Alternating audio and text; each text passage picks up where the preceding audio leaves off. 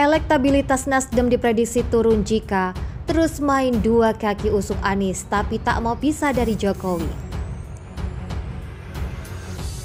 Direktur Eksekutif Institute for Democracy and Strategic Affairs Indo Strategik Ahmad Khairul Umam memprediksi elektabilitas partai Nasdem bakal merosot jika terus bermain dua kaki. Di satu sisi, Nasdem juga bersikukuh mengusung Anies Baswedan sebagai calon presiden atau capres pemilu 2024 dan terus mematangkan rencana koalisi bersama dua partai oposisi, Demokrat dan Partai Keadilan Sejahtera atau PKS.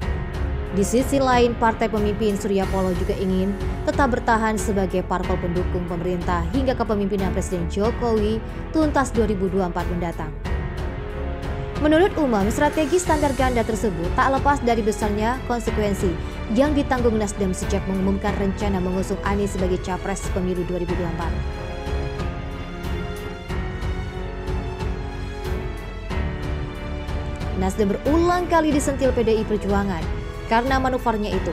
Bahkan PDIP meminta Presiden Jokowi mengevaluasi menteri-menteri Nasdem karena dinilai tak bekerja baik. Belum lagi muncul ketakutan akan adanya politisasi penegakan hukum yang berpotensi menyasar kader-kader Nasdem di pemerintahan. Untuk meredam suasana tersebut, Nasdem rupanya mendekatkan diri kembali ke partai-partai pemerintah. Ternyata Surya Paloh sowan ke Presiden Jokowi dan elit-elit Partai Golkar beberapa waktu lalu. Surya bahkan terang-terangan menyatakan keinginannya bertemu dengan Megawati Soekarno Putri, pimpinan tertinggi PDIP. Bersama dengan itu, jajaran petinggi Nasdem berkunjung ke sekretariat bersama Partai Gerindra dan PKB. Namun demikian, menurut Umam, komunikasi publik antara Nasdem dengan elemen utama di pemerintahan sudah terlanjur rusak. Dia pun memprediksi reshuffle terhadap menteri-menteri Nasdem akan tetap terjadi. Umam menyebut komunikasi langsung Surya Paloh dengan Jokowi dan sejumlah elit partai pemerintahan belum cukup mampu menahan dan menghentikan serangan terhadap Nasdem. Oleh karenanya, Surya Paloh dan Nasdem dinilai perlu menata ulang keyakinan politik dan kepercayaan diri mereka agar kembali yakin melangkah dan siap menghadapi resiko atas manuver yang telah dipilih. Sebagaimana diketahui, Nasdem mendeklarasikan Anies Baswedan sebagai bakal capres pemilu 2024 pada awal Oktober lalu. Mengekor Nasdem, belakangan Demokrat dan PKS juga menyatakan dukungan buat mantan Gubernur DKI Jakarta itu melenggang mulus ke panggung Pilpres. Memang, sejak lama Nasdem, Demokrat dan PKS berencana bekerja sama membentuk koalisi perubahan. Hanya saja hingga kini, kongsi antara ketiganya tak kunjung resmi.